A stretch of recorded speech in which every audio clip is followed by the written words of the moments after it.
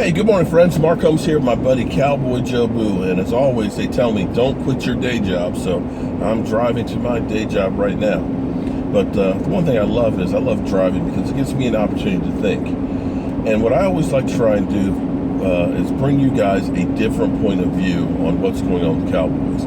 You know, there's a lot of things you can watch out there, you know, from ESPN, Bleacher Report, whatever, and even guys like me.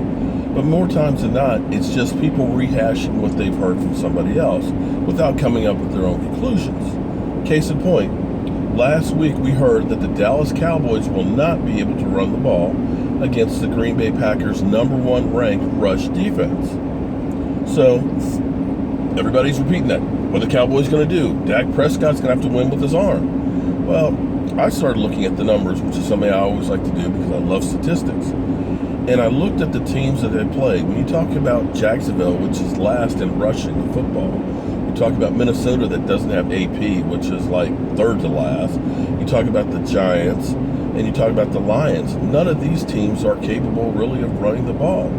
And more times than not, the teams were in more of a track meet style game where they had to try and score quickly, thus running the ball less. And that was my point of view from last week, and it turns out I was right. With the controversy of Tony Romo versus Dak Prescott, I look at Dak Prescott. Dak Prescott is doing everything above and beyond what you would expect from a backup quarterback. I mean, let's take a look at last year with Brandon Weeden and Matt Cassel. You know, those guys did absolutely nothing. But with Dak Prescott playing at an all-pro level, he realizes it's not about me. It's about the team winning. So if me being on the field gives us the best chance to win, cool. If Tony Romo being on the field means and gives us the best chance of winning, cool. Because all I care about is winning. Now let's take Tony Romo, for example. Tony Romo got his job from Drew Bledsoe. Tony Romo forever has given everything he's had for the team. You know, remember when he fractured a rib and punctured a lung? Played the next week. Remember when he hurt his back and came back, threw a touchdown pass, and then went into the locker room? Remember against the Washington Redskins where he broke broke a bone in his back, or fractured a bone in his back, and he came back to try and help us win in overtime. He has given everything to the team, and he realizes it's not about me, it's about the team. Well, we've heard everybody, all the talking heads, figuring that this is Tony Romo's team, and week 8 he'll be ready to go, and blah, blah, blah, blah. But the interesting thing is nobody's actually talked to Tony Romo and his thoughts.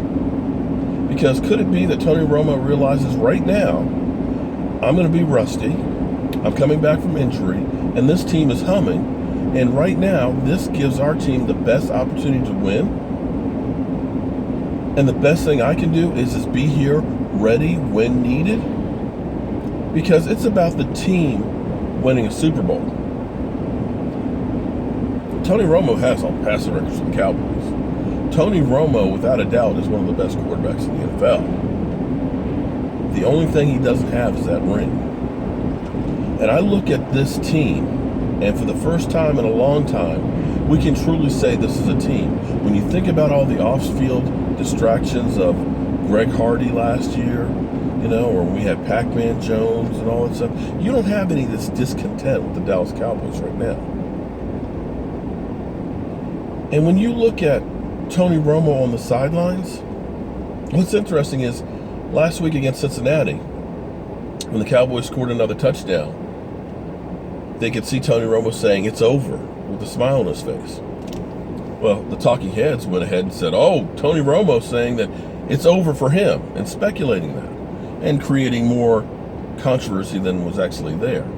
I believe he was saying that this game's over and we've won it. And when you look at him on the sidelines in Green Bay, he looks like a guy that has gotten all the weight of the world off his shoulders. He looks happy because his team is winning and doing things that are positive and great. And that's my opinion on it. Now, again, I don't have any facts. I haven't talked to Tony Romo or anything, but right now, winning cures a whole lot. And that's what the Dallas Cowboys are doing.